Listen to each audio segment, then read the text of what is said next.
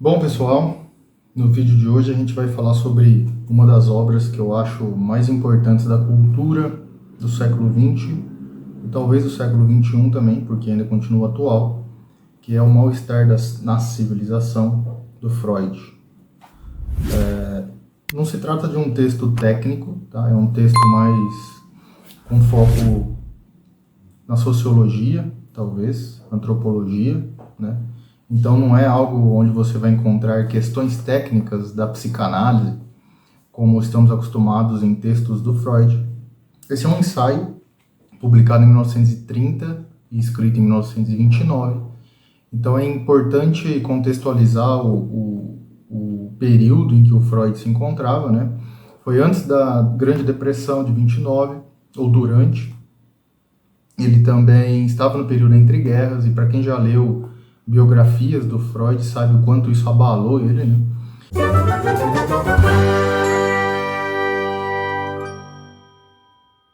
Então ele está aqui fazendo uma análise da civilização, mas que também pode ser lido como cultura, tá? O texto original chama-se O Mal-Estar na Cultura e foi traduzido como civilização, mas isso não chega a ser um grande erro, né? Esse exemplar que eu tenho, ele é da Penguin, em parceria com a Companhia das Letras. Aparentemente ele foi traduzido do original, pelo que é dito aqui no começo do texto. Então, foi traduzido, inclusive, deixa eu ver por quem, Paulo César de Souza. E aqui tem a biografia dele. Ele traduziu outras obras também, do Nietzsche, do Freud também. É autor, tá? Então, se quiserem pesquisar a respeito do Paulo César de Souza, podem pesquisar. Mas o foco aqui vai ser o texto, obviamente, do Freud, Mal-Estar na Civilização. Se você já leu, acho que é legal assistir para ver qual é o meu ponto de vista também. Né? Se você tem algum vídeo a respeito, coloque aí nos comentários, a gente vai atrás. E aqui a gente começa a falar sobre o que o Freud entende como cultura e quais são as críticas dele em relação à cultura. E ouvir o Freud é sempre bom, tá? Ele tem uma construção textual muito interessante, eu acho que ele escreve super bem. Ele tem uma capacidade de síntese ali, de deixar claro o que ele está pensando, que poucos escritores têm. Ele escreveu muito, né? Ele foi um dos maiores produtores de conteúdo aí do século XX, conteúdos relevantes, inclusive. Aqui ele já estava na última década da sua vida, então ele já tinha passado por poucas e boas, já tinha construído ali quase que plenamente os seus conceitos mais importantes. E aí ele ele lança a mão desses conceitos para explicar até alguns tipos de comportamento que a gente tem na sociedade. E ele, inclusive, começa falando sobre isso, né? Ele fala... o ponto de partida desse texto aqui é: qual é a origem do nosso sentimento religioso? Por que nós tendemos a acreditar que a eternidade existe? E aí ele faz aqui um paralelo de um termo que um dos amigos dele falou para ele. Esse amigo é Romain Rolland.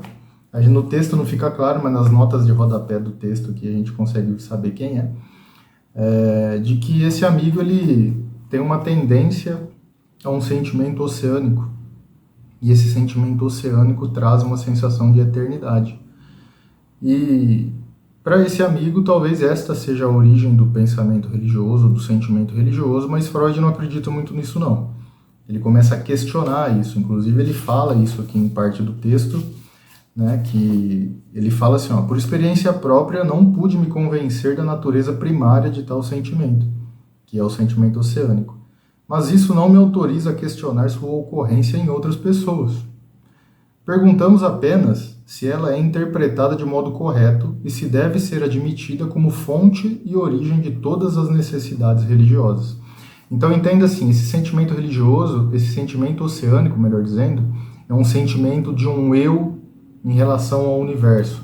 Pensa numa gota de água no oceano. A gota de água é apenas uma gota, mas em comparação ao oceano, ela faz parte, ela ajuda a formar o oceano. Então, esse amigo do Freud, ele fala que esse sentimento oceânico tem que ser a origem desse pensamento religioso, porque ele é sublime, eu sinto ele com certo prazer, enquanto que o Freud fala, não, peraí, cara, existem mais mistérios entre o céu e a terra do que a nossa vã filosofia pode explicar, mas talvez não seja esse o ponto de origem, o ponto de partida. E aí ele começa a trabalhar lançar mão daqueles conceitos que ele ajudou a construir na sua vida como um todo, né? E ele começa a falar do sentimento de eu, do sentimento do eu, né, interior em relação ao mundo externo. E aí ele começa a tentar explicar essa questão de como que esse sentimento oceânico pode ser formado, tá? E aqui tem uma parte do texto dele que ele fala o seguinte, ó. A seguinte linha de pensamento se oferece. Normalmente, nada nos é mais seguro do que o sentimento de nós mesmos, de nosso eu. Este eu se aparece como autônomo, unitário, bem demarcado de todo o mais. Que essa aparência é enganosa, que o eu, na verdade, se prolonga para dentro, sem fronteira nítida, numa entidade psíquica inconsciente, a que denominamos id, a qual ele serve como uma espécie de fachada. Isso aprendemos somente com a pesquisa psicanalítica, que ainda nos deve informar muita coisa sobre a relação entre o eu e o id, mas ao menos, para fora do eu, parece manter limites claros e precisos. Então o que ele está dizendo aqui? A minha pesquisa mostra, cara pálida, que as relações interiores entre os limites estabelecidos entre o eu e o id ainda não são muito claras, mas as relações entre o eu e o mundo exterior, aí os limites são bastante claros. E eu vou mostrar para vocês como ele fala. Então ele começa a descrever aqui como que o eu começa a se desassociar do mundo externo, tá? E isso começa na formação do aparelho psíquico lá na primeira infância, lá enquanto a gente ainda é bebê. Ele explica assim que quando um bebê sente alguma necessidade, ele precisa fazer um certo tipo de barulho para essa necessidade ser atendida. Então pensa com a gente aqui, ó, comigo e com o Freud, porque ele está aqui, né? Por isso que é com a gente. O bebê chora, a mãe vem, dá comida. Se é isso que ele quer, ele para de chorar na hora.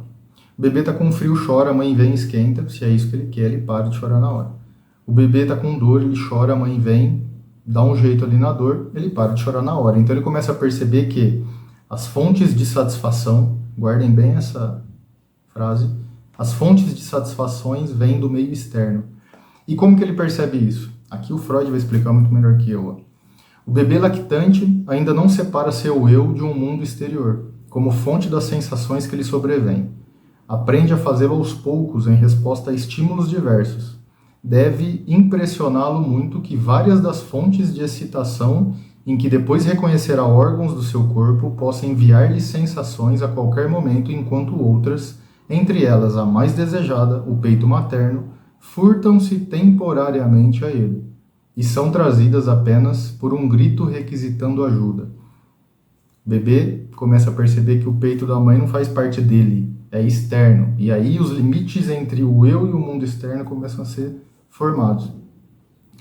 É assim que o eu se contrapõe inicialmente a um objeto como algo que se acha fora, e somente através de uma ação particular é obrigado a aparecer, ou seja, ele chora, o peito aparece.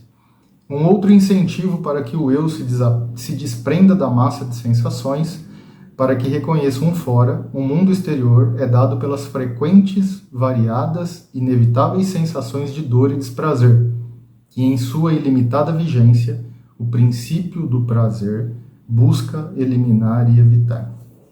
Então, quando o bebê tem uma dor, é um problema para ele isso. Ele chora, alguma coisa acontece e a dor passa. Então, o princípio do prazer começa a aparecer desde aí.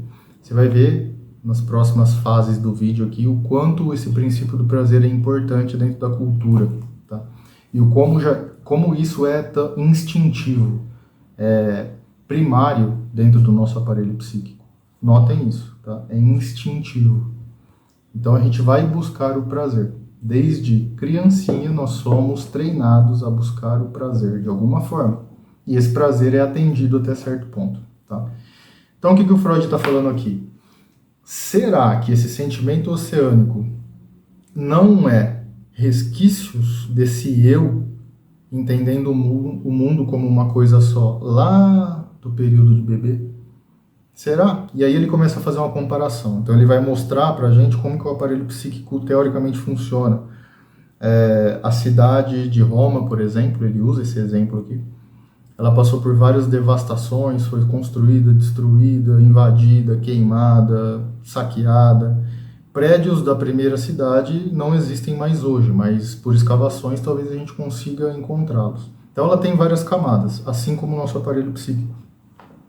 Tendo várias camadas, a cidade ela foi reconstruída várias vezes e hoje, por exemplo, onde é o Coliseu, a gente só vê o Coliseu. Não é possível fisicamente ver o que era o Coliseu antes de ser o Coliseu, ou que prédio tinha ali antes do Coliseu existir. Porque a gente sabe que dois corpos não ocupam o mesmo espaço ao mesmo tempo. No entanto, o aparelho psíquico não é assim, cara. Não é assim que funciona, ele fala aqui. Então, ele fala até que, aqui abre aspas, ó, o fato é que a conservação de todos os estágios anteriores ao lado da configuração definitiva é possível apenas no âmbito psíquico, e não temos como representar virtualmente ou visualmente esse fenômeno. Então, os resquícios do nosso aparelho psíquico, da formação do aparelho psíquico, continuam lá, não são excluídos por completo. Talvez a gente não acesse eles conscientemente, mas inconscientemente é outra história. E aí, ele tenta atribuir a isso parte desse sentimento oceânico. Ele fala assim, ó, se estivermos assim dispostos a reconhecer que em muitos homens há um sentimento oceânico, e inclinados a fazê-lo remontar a uma fase primitiva do sentimento do eu, surge uma nova questão. Que direito tem esse sentimento de ser visto como a fonte das necessidades religiosas? Quanto às necessidades religiosas, parece-me irrefutável a sua derivação do desamparo infantil e da nostalgia do pai despertada por ele, tanto mais que esse sentimento não se prolonga simplesmente desde a época infantil, mas é duradouramente conservado pelo medo ante o superior poder do destino. Ele fala assim, ó, que o sentimento oceânico provém, talvez, dessa percepção do eu como um todo, e que o sentimento religioso ele parte desse desamparo infantil. Então, a criança ela aprende a ter estímulos para ser atendida, para ter os seus desejos atendidos, as suas fontes de satisfações atendidas. Em alguns momentos isso não acontece. Então, uma criança ela pode chorar às vezes durante a noite e a mãe não vir, o pai não aparecer. E isso vai causando uma certa sensação de desamparo. Quando isso abarca a vida como um todo, na fase adulta, talvez, a mãe também não vai aparecer. E o que a gente encontra para satisfazer esses desejos? Talvez a fonte da religião venha desse desamparo. Esse conceito de desamparo no Freud é muito importante, tá? A gente não vai ter a todo momento da vida, a qualquer dor que apareça, alguém para satisfazer os nossos desejos. Esse desamparo é parte da vida e a religião tende a acalentar, de certa forma, esse desamparo. Então essa primeira parte ela passa por isso, né? Esse eu, esse sentimento de ser um com o universo, não vem do sentimento religioso, mas sim dessa formação psíquica do eu lá no fundo, lá atrás, antes de estabelecer esses limites entre o eu e o mundo exterior. E aí ele não para, né? É óbvio que ele vai investigando cada vez mais, né? Ele é o Freud, se você não conhece, pesquise a respeito. E ele vai falar muito sobre isso, né? Então ele fala até que esse sentimento religioso que parte do desamparo é um tanto quanto infantil, né? Porque a gente precisa de um grande pai ali para acalentar a nossa vida. E aí ele começa a falar sobre as dificuldades da vida. A gente começa a perceber que a vida não é um mar de rosas. A vida não é fácil. E aí ele fala assim, ó, a vida tal como nos coube é muito difícil para nós. Traz demasiadas dores, decepções, tarefas insolúveis. Para suportá-la, não podemos dispensar paliativos. Você já viu em redes sociais, né, a foto do Freud e a frase do lado. A vida seria insuportável sem mecanismos de fuga. É mais ou menos isso que ele está falando aqui. Então, existem 3 desses recursos, ou seja, desses recursos paliativos para tornar a vida menos dolorosa do que ela é. Uma delas é poderosas diversões que nos permitem fazer pouco de nossa miséria, gratificações substitutivas que a diminuem, ou seja, que diminuem a miséria humana, e substâncias inebriantes que nos tornam insensíveis a ela. Então o Freud começa a falar que, deparando-se com a dificuldade da vida, as dores e os pesares, a gente tem alguns paliativos, né? Procurar por diversão, procurar por substâncias inebriantes, substituir, né, a fonte de dor por uma fonte de prazer. E aí aparecem inúmeros exemplos que a gente pode dar, né? Mas será, e aí vem a questão inicial, que a religião se encaixa dentro desses pontos? Ele fala que não é possível ver, né? Não é fácil ver o lugar da religião nesta série. Teremos que lançar mais longe o olhar. E aí ele começa a falar sobre a questão da finalidade da vida. Então a gente começa a tentar perceber qual que é a finalidade da nossa vida, por que estamos aqui, qual que é a função principal da nossa existência. E ele chega à conclusão de que é a busca pela felicidade. Então, a busca pela felicidade talvez seria o sentido da vida, talvez seria ali a fonte de todo e qualquer propósito. Lembra lá que quando a gente é criança, ele falou aqui, ó, o bebê, para satisfazer o princípio de prazer, ele começa a chorar para ter os seus sentimentos atendidos, as suas necessidades atendidas. E aí ele entende que a busca pela felicidade, ele faz esse paralelo ainda, né, é talvez o sentido, e a religião talvez tenha algum encaixe dentro dessa busca pela felicidade. E aí o sentimento de desamparo também entra aqui. Porque se a gente se sente desamparado, a religião ela vai nos amparar. E talvez ela vai tentar trazer alguns princípios, né, ou não, mas eu acredito que sim, de felicidade, tá? E aí ele vai falando, ó, esse ponto aqui eu acho que é um dos pontos mais importantes desse texto aqui, tá? Esse é o grande, a grande ficha a cair aqui, segundo Freud. É absolutamente inexequível, todo o arranjo do universo contraria que nós nascemos para ser felizes. Podemos dizer que a intenção de que o homem seja feliz não se acha no plano da criação. Aquilo que chamamos felicidade, no sentido mais estrito, vem da satisfação repentina de necessidades altamente represadas e, por sua natureza, é possível apenas como fenômeno episódico.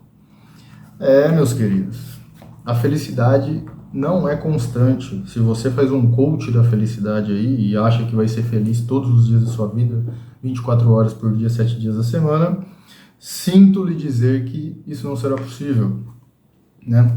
Então ele fala que não está nos planos da criação fazer a gente feliz. Então talvez a religião também não seja, a fonte da religião não seja a busca pela felicidade, mas a felicidade ela vai ser episódica na sua vida. E talvez aquelas fontes de prazer façam mais sentido. Aí a gente começa a pensar, se nós não podemos ser felizes o tempo todo, o que acontece quando não somos felizes? Será que é o sofrimento? Então, talvez a gente comece uma busca por não sofrer, né? Aqueles 3 princípios lá, aqueles 3 paliativos que ele cita agora há pouco, né? A substituição, a diversão e as substâncias inebriantes, elas têm certo fundamento nisso, e o Freud começa a mostrar como que isso pode acontecer, mas chega uma parte que a gente entende que satisfazer os instintos é felicidade. Mas a gente não pode satisfazer instinto a todo momento. A cultura ela vai fazer um papel muito forte nisso, né? E aí por isso que é uma crítica à cultura. Talvez os instintos mais primários ali a gente não consiga satisfazer a todo momento. Então a gente vai começar a criar uma sensação de repressão, vai começar a reprimir esses instintos.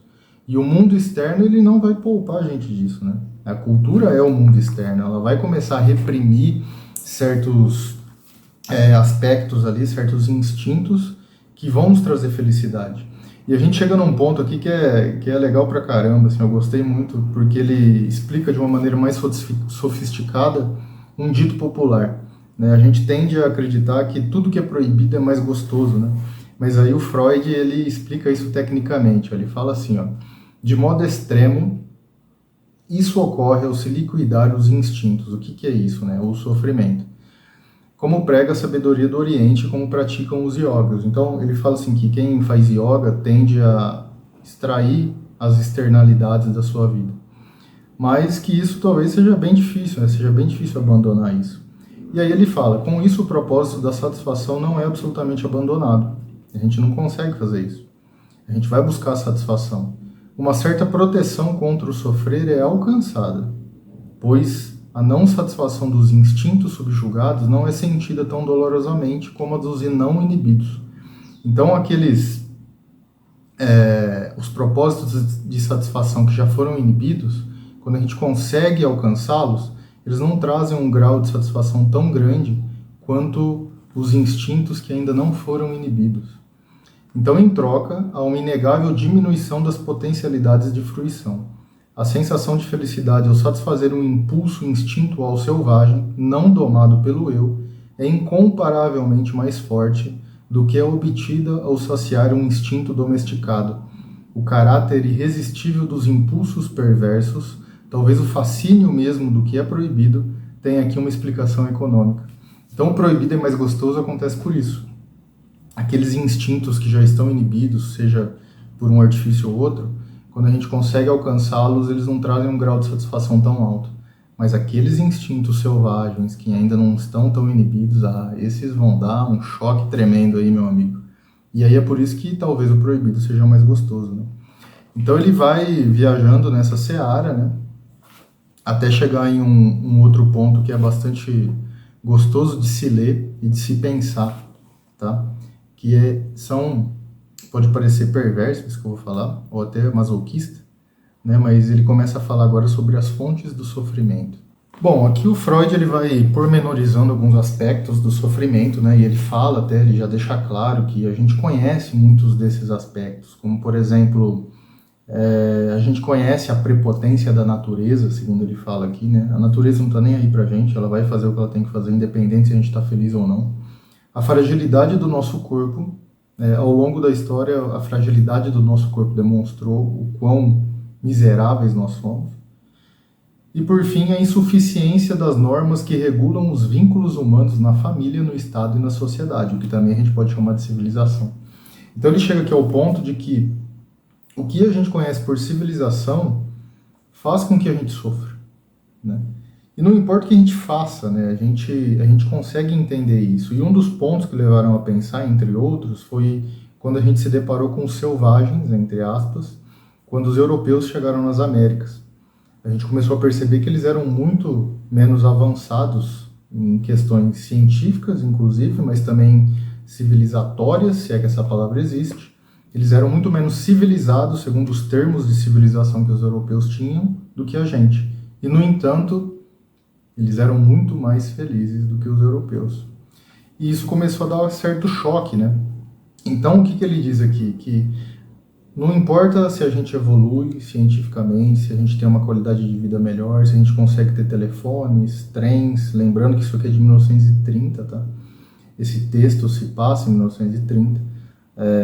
Então, não importa se a gente avance tecnologicamente, tudo isso gera problema.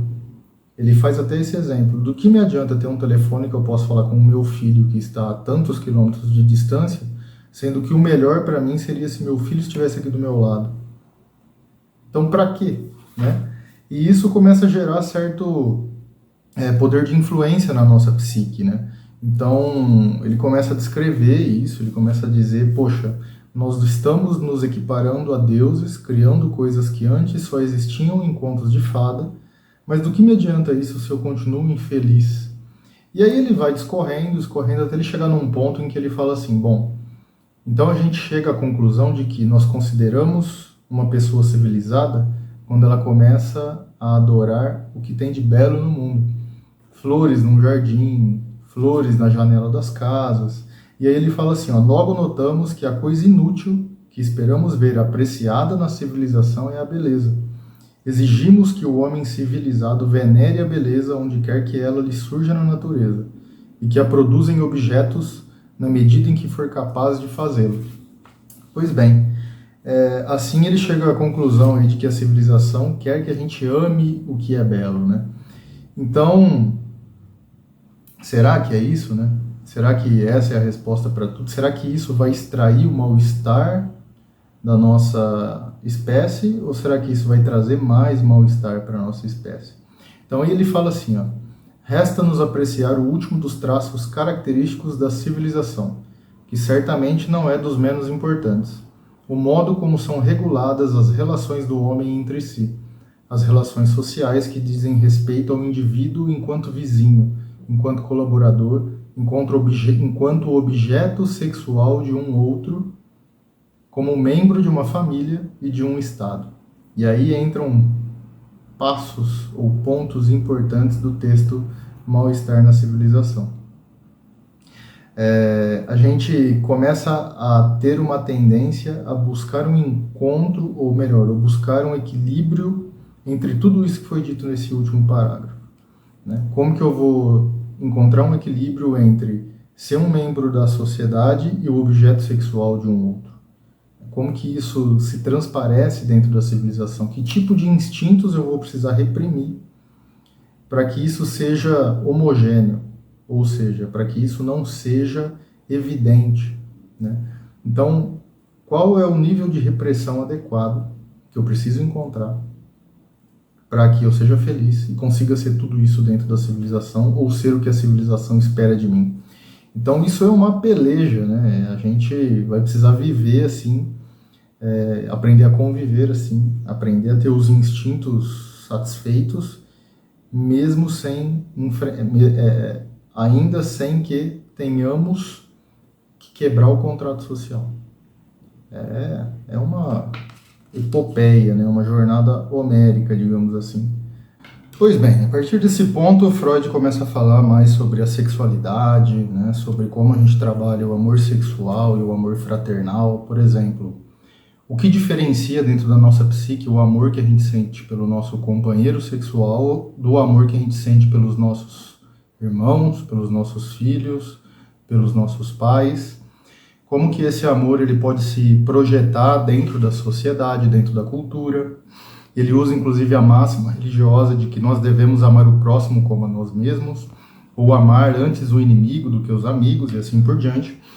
Então ele vai construindo, ele vai elaborando isso como construções culturais e contrapondo como o quanto isso tende a inibir os nossos instintos, né? Então a gente chega à conclusão de que viver civilizadamente, viver na nossa cultura, é basicamente reprimir os instintos para se encaixar e com isso ser mais infeliz. E aí a gente vai achando subterfúgios para isso, né? Eu preciso, como aqueles que ele citou, eu preciso adorar alguma coisa, eu preciso viver em prol disso, eu preciso ser feliz a todo tempo. Então, a gente vê o quanto é possível, quanto é agressivo esse tipo de vida, né?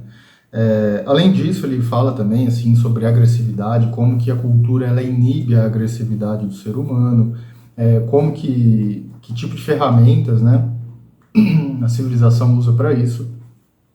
E aí ele entra em dois conceitos que são fundamentais no Freud. Eu vou até tomar um café, porque isso é amplamente discutido. As pessoas costumam arrancar os cabelos por causa disso. Os meus cabelos não caíram por causa disso, não, mas eu já vi muitas discussões acaloradas sobre isso. Muitos autores vieram depois de Freud para falar, não simplesmente para falar disso, né? Não estou minimizando o trabalho deles, mas eles usaram desse princípio para explicar melhor e rever até certos conceitos, que é pulsão de morte e pulsão de vida, né? Ou o instinto de vida e de autodestruição do ser humano. Vale lembrar que isso não surgiu desse aspecto, mas a gente está em 1930, período entre guerras. O Freud ele sofreu muito com isso, lembrando que Freud era judeu, tá? Para quem não sabe, Freud era judeu. Se alguém quiser ler assim, a biografia do Freud, eu acho que é uma biografia que vale a pena ser lida. Tem duas que eu recomendo, que é uma da Elizabeth Rudinesco, que eu vou colocar aqui, ó, se o editor, né, colocar, e uma do Peter Gay, que também deve estar aparecendo aqui agora, e eu vou colocar nos links aqui de baixo da descrição do vídeo se vocês quiserem adquirir esses livros. Quem sabe a gente faça uma review dessas duas biografias, que vale muito a pena ser lida. A da Rudinesco é um pouquinho menor, mas ela tem uma visão muito mais do ponto de vista psicanalítico, né? O Peter Gage ele já vai para uma questão mais biográfica mesmo. Mas voltando aqui, a pulsão de morte, o instinto de vida, a autodestruição, o Freud ele fala muito disso, ele passa por narcisismo, né? As questões da libido, desse mundo externo, de como a gente objeta as questões da vida. E aí ele vai passando, sempre fazendo a relação entre o mal-estar vem disso, o mal-estar vem daquilo, o mal-estar vem desse outro, né? Então, viver em civilização, viver dentro da cultura, é viver reprimindo seus instintos, meu querido colega e minha querida colega. E aí surgem a questão da consciência, a questão do sentimento de culpa, né? A questão do sentimento de culpa é bastante interessante, eu vou explicar num modo bem tupiniquim aqui, mas é basicamente uma relação do super-eu com o eu, né? Porque o eu ele vai reprimir alguns instintos do mundo externo. Então essa repressão vai acontecer para que o mundo externo não reprima o eu. No entanto, o super-eu vai fazer esse papel, ele vai reprimir, mesmo que você não tenha feito. Se você fez, o sentimento de culpa vai aparecer na hora, sabe? Então, é bastante elucidante olhar para isso, sabe? A gente, às vezes, quem já fez terapia, por exemplo, fala muito disso, né? E a origem, como o Freud ele explica de uma maneira bastante clara essa dança, essa constante briga que existe no nosso mundo psíquico, né? Que a gente não consegue ver. Então o Freud ele é bem didático, ele consegue deixar bastante claro questões que são muito abstratas. É um ensaio que vale a pena ser lido, de fato, sabe? Eu recomendo ele para todo mundo. Ele vai causar certas dores no seu estômago, principalmente se você viver dentro de determinadas bolhas. Isso não é um julgamento, né? Eu mesmo, quando o li, tive vários insights, tive várias reflexões. Eu vou usar uma palavra que talvez seja proibida, mas muitos paradigmas foram quebrados. E por isso que eu acho que vale a pena. O meu é todo marcado, ele é todo rabiscado, eu faço anotação, né? Então, é um livro realmente que... É um ensaio, né? Um livro, que uma obra que a gente pode... Aqui mais algumas anotações. A gente pode estudar, né? Recomendo até que você escreva a respeito do que você entendeu. Porque aqui, para o senso comum, né? Não sou técnico em nenhum dos conceitos que são abordados aqui. Nem sociologia, antropologia...